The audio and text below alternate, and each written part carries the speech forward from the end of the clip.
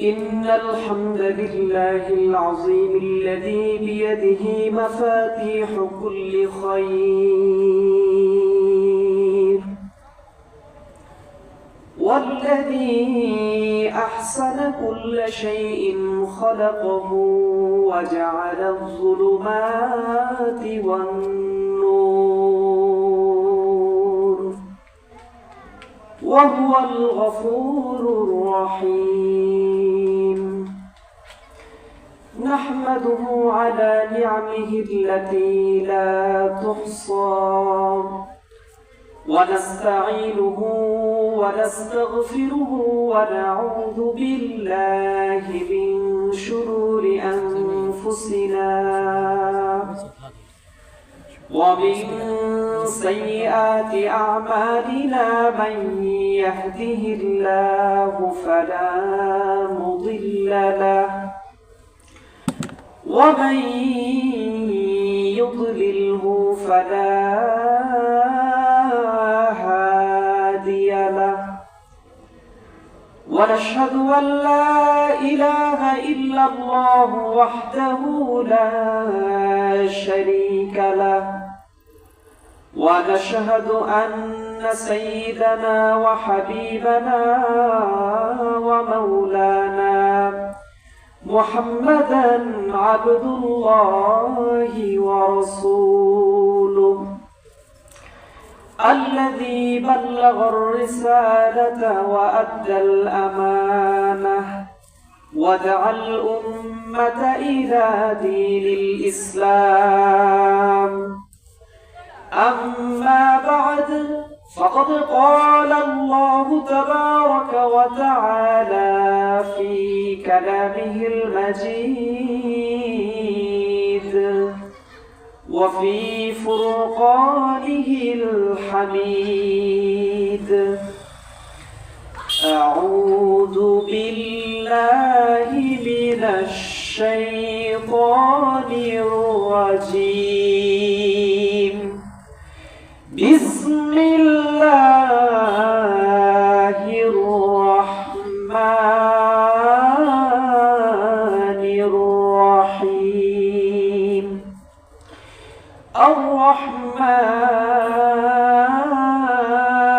الرحمن علم القرآن خلق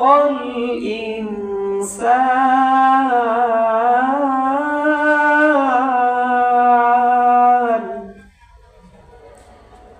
وقال تعالى في شان حبيبه: إن الله وملائكته يصلون على النبي يا أيها الذين آمنوا صلوا عليه وسلموا تسليما. اللهم صل على محمد وعلى آل محمد كما صليت على إبراهيم وعلى آل إبراهيم إنك حميد مجيد.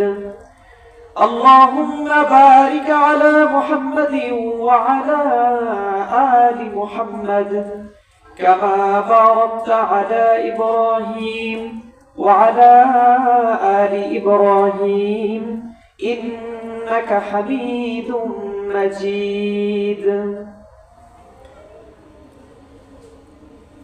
পূর্ব ফরিদপুর পূর্বপাড়া বাইতুল আতিক জামে মসজিদের উন্নতি কল্পে আজকের এই বাৎসরিক তাফসীরুল কোরআন মাহফিলের সম্মানিত সভাপতি, এলাকার সমস্ত মুরব্বিয়ানে আযম, উলামায়ে কেরাম, পর্দার অন্তরালে আমার সম্মানিতা মা এবং বোনেরা, সকলের প্রতি আমি আবারও সালাম জ্ঞাপন করছি। আসসালামু আলাইকুম ওয়া রাহমাতুল্লাহ। আজকে এই যে ফরিদপুর পূর্বপাড়া যে তাফসীরুল কোরআন মাহফিলের আয়োজন করা হয়েছে, এই মাহফিলটা কিন্তু কোরআনের মাহফিল। এটা কিন্তু কোনো রাজনৈতিক অথবা সাংস্কৃতিক কোনো আলোচনা সভা অথবা সাংস্কৃতিক কোনো জালসা নয়।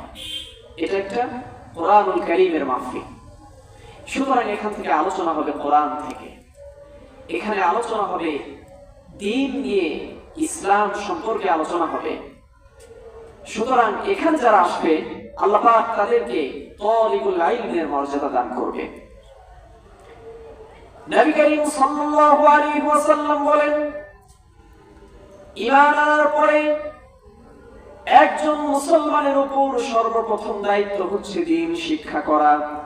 আর ঈমান আনার পরে কোন ব্যক্তি যখন দ্বীন শিক্ষা করার জন্য পথ চলবে, আল্লাহ রাব্বুল আলামিনের নূরের ফেরেশতাগুলো ওই ব্যক্তির পায়ের নিচে তাদের নূরের পাখা বিছিয়ে দেয়। নবী করিম সাল্লাল্লাহু আলাইহি ওয়াসাল্লাম বলেন, ওয়া ইন্নাল মালাইকাতা লাতাদউ আজনিহাতাহা রিদাল লিতালিবিল ইলম।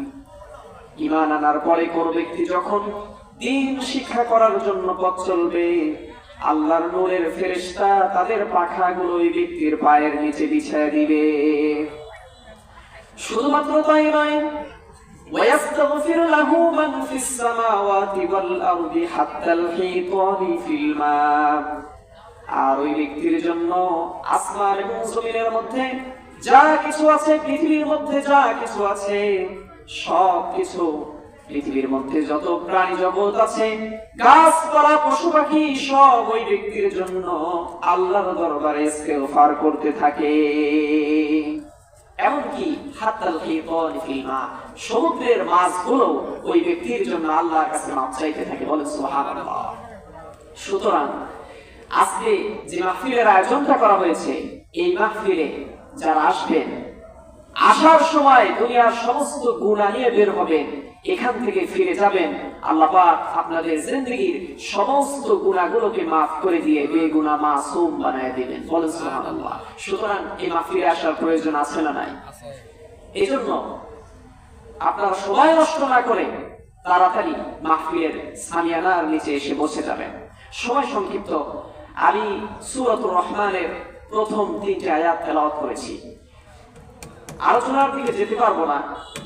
তবে সূরাতুর রহমান কোরআনুল কারীমের মধ্যে কেবলমাত্র একটা সূরা যা আল্লাহ পাকের পবিত্র বরকতপূর্ণ নাম দ্বারা শুরু হয়েছে। কোরআনুল কারীমের মধ্যে সূরার সংখ্যা হচ্ছে 114টা। এই 114টা সূরার মধ্যে কেবলমাত্র সূরাতুর রহমানই হচ্ছে এমন একটা সূরা যে সূরা আল্লাহ পাকের বরকতপূর্ণ নাম দ্বারা শুরু হয়েছে। বলেন না সুবহানাল্লাহ। সেই নামটা হচ্ছে কি? রহমান।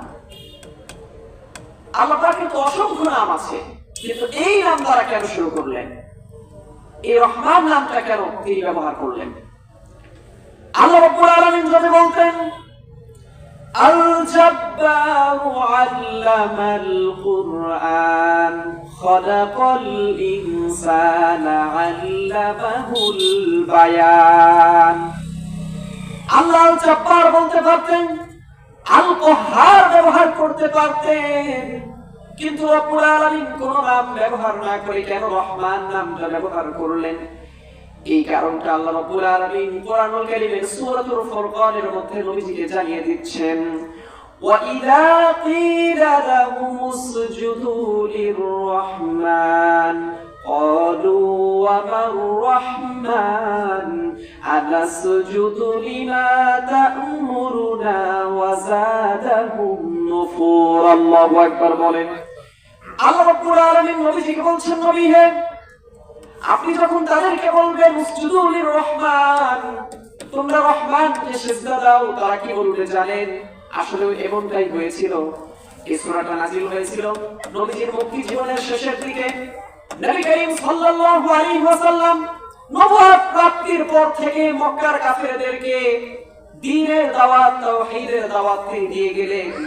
তিনি বললেন, ইয়া কওমি আবুদুল্লাহা মা লাকুম মিন ইলাহিন গায়রু। আমার নবীজির উপর যখন এই দায়িত্ব অর্পিত হলো, নবীজি যখন কওমের লোকদেরকে বললেন, ইয়া কওমি আবুদুল্লাহ, হে আমার সম্প্রদায়, কেবলমাত্র আল্লাহর ইবাদত করো, আল্লাহ ছাড়া কোনো উপাস্য নাই, কারো ইবাদত করা যাবে না। কিন্তু নবীজি হঠাৎ একদিন বললেন উসজুদু লির-রাহমান, তোমরা রহমানকে সিজদা দাও। বলেন না সুবহানাল্লাহ। নবীজি যখন এই কথা বললেন, মক্কার কাফেররা তখন বলল, মা হুয়া রহমান ইয়া মুহাম্মদ, হে মুহাম্মদ রহমান আবার কে? এতদিন পর্যন্ত তুমি যে আল্লাহর কথা বললা, ওই আল্লাহর আমরা চিনি, ঠিক আছে, কিন্তু এখন আবার রহমানকে তো আমরা চিনি না। রহমানকে যে সিজদা করতে বলো, আনাসজুদু লিমা তা'মুরুনা ওয়া যাদাহুম নুফুরা, তুমি যখন যারে সিজদা করতে বলবা আমরা কি তারই সিজদা করব, তারই ইবাদত করব নাকি? মক্কার কাফেররা বলছে, বলেন নাউযুবিল্লাহ। নবীজি বলছে, মুহাম্মদ মা হুয়া রহমান, আমরা রহমানকে চিনি না। আল্লাহ রাব্বুল আলামিন প্রচন্ড রাগান্বিত হয়ে গেলেন। আল্লাহ রাব্বুল আলামিন রাগান্বিত হয়ে তিনি বললেন, রহমানকে চেনো না, রহমানের পরিচয় জানো না।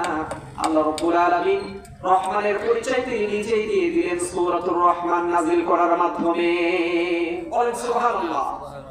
সূরাতুর রহমানের মধ্যে আল্লাহ রাব্বুল আলামিন দুনিয়াব্যাপী, বিশ্বব্যাপী আল্লাহ যত নিয়ামত, এই সবগুলো নিয়ামতের বিবরণ আল্লাহ পাক দিচ্ছেন, আর বান্দাদেরকে বারবার বলছেন, ফাবিআইয়ি আলাই রাব্বিকুমা তুকাদ্দিবান।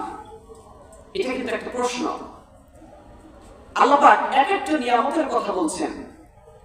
সূরাতুর রহমান আপনারা যারা জানেন তারা দেখবেন এক আয়াত পরে পরে আল্লাহ বলছে, ফাবিআইয়ি আলাই রাব্বিকুমা তুকাদ্দিবান।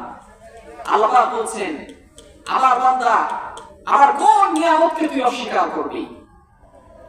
নিয়ামতের বিবরণ দিচ্ছেন আর বান্দাদেরকে বলছেন যে আমার কোন নিয়ামতকে তুই অস্বীকার করবি। কারণ এই আয়াতটা এত বেশি বলার কারণ কি? কারণ হচ্ছে, আমি একটা ফরেন এক্সাম্পল, আমি একটা এক্সাম্পল দিয়ে আপনাদের উদাহরণ দিয়ে বুঝে আসবে। সেটা হচ্ছে, ধরুন একজন শিক্ষক কয়েকজন ছাত্রকে খুব ভালো করে পড়ালো, রাত দিন একাকার করে দিয়ে কয়েকজন ছাত্রকে খুব মেহনত করে পড়ালো যে তারা পরীক্ষায় কি করবে, ভালো রেজাল্ট করবে। কিন্তু পরীক্ষা যখন হলো, রেজাল্ট দেওয়ার পরে দেখা গেল যে সবগুলো একবারে ফেল করছে। শিক্ষকের রাগ হবে নাকি শিক্ষকের খুশি হবে? রাগ হবে না? তো রাগ হওয়ার পরে শিক্ষক কিভাবে বলবে, তোমাদেরকে আমি এত ভালো করে পড়ালাম তারপরেও ফেল করলাম, যেগুলো প্রশ্নে এসেছে এগুলো তোমাদের পড়াই নাই, তারপরে তোমরা ফেল করলা। আমার রাত দিন একাকার করে দিয়ে তোমাদেরকে পড়ালাম, মেহনত করলাম, তাও ফেল করলা। এই যে আমি এত কিছু করলাম তাও কেন ফেল করলা, কেন ফেল করলা? এই প্রশ্নটা কিন্তু বারবার করবে রাগের সময়।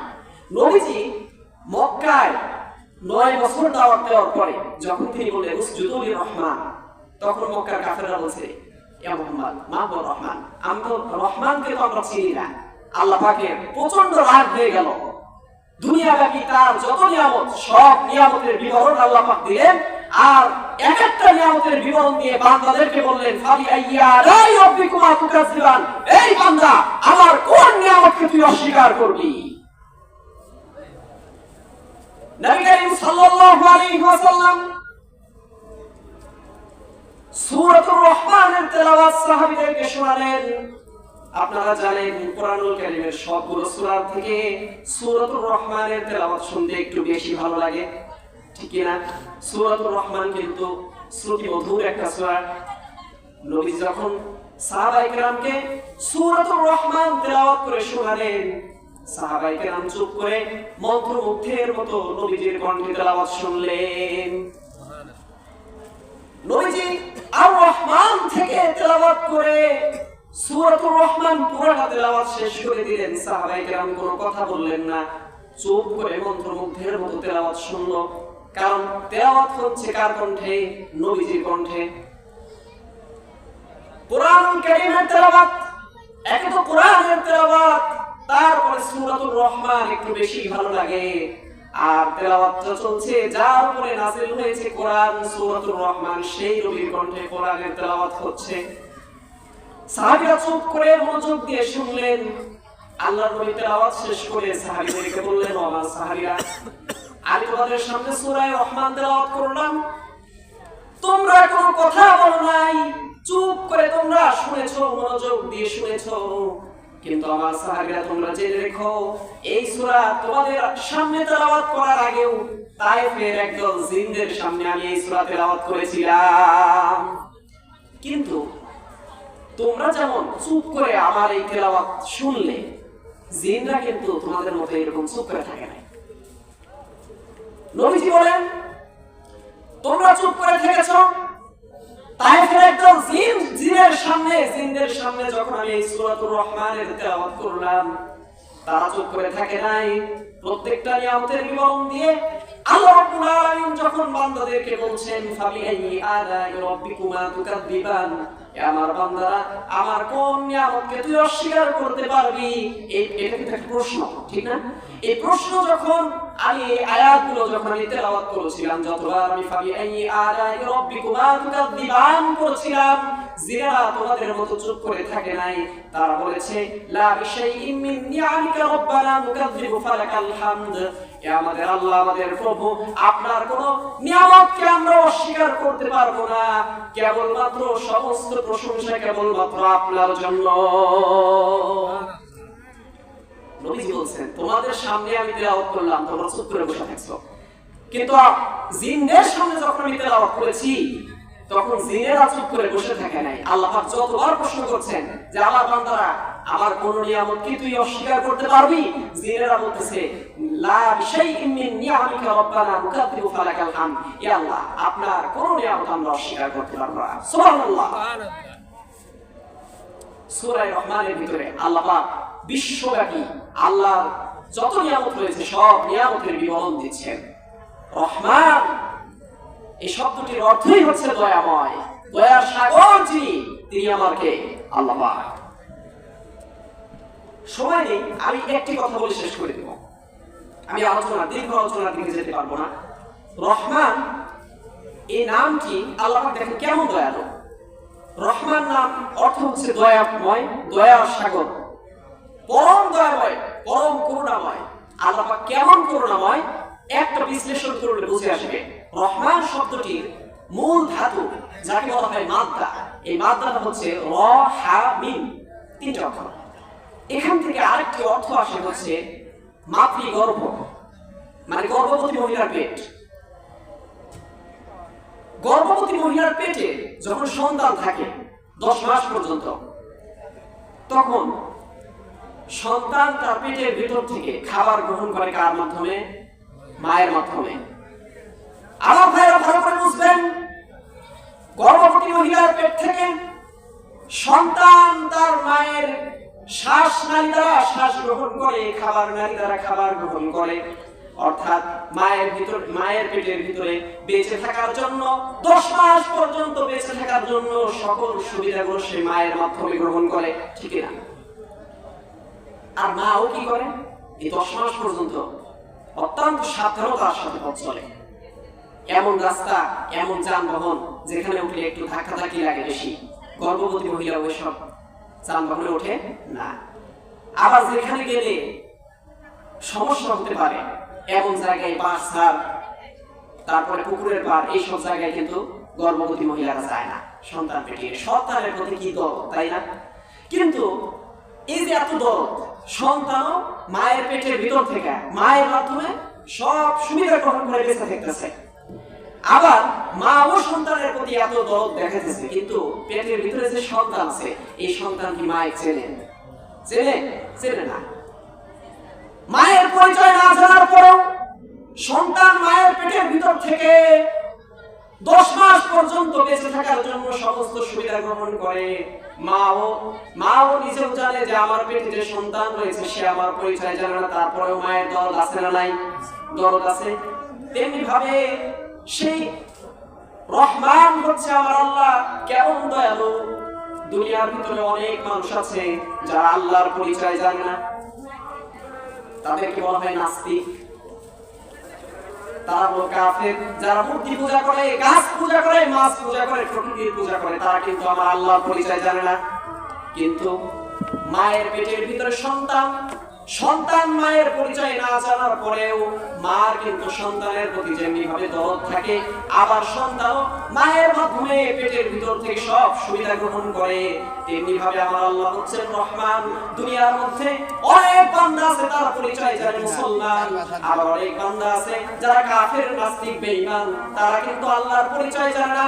আল্লাহর পরিচয় না জানার পরেও ওই বান্দাদের জন্য আল্লাহ পাক কি তাদের খাবার বন্ধ করে দিয়েছেন নাকি? বন্ধ করেন নাই। তাদের খাবার বন্ধ করেন নাই, রিজিক বন্ধ করেন নাই, পোশাক, অন্ন, বস্ত্র কোনো কিছু রব্বুল আলামিন বন্ধ করেন নাই। ঠিক মা যেমন সন্তান পরিচয় না জানলেও সন্তানের সব দেখভাল করেন, সন্তান সুবিধা গ্রহণ করে, তেমনি ভাবে আল্লাহ রাব্বুল আলামিন দুনিয়ার সমস্ত মানুষকে রিজিক দিয়েছেন। দুই মুসলমানদের যেমনি ভাবে রিজিক দিয়েছেন, কাফেরদের জন্য রিজিকের দরজা আল্লাহ পাক বন্ধ করেন নাই। কেমন রহমান, কেমন দয়ালু আমার আল্লাহ পাক।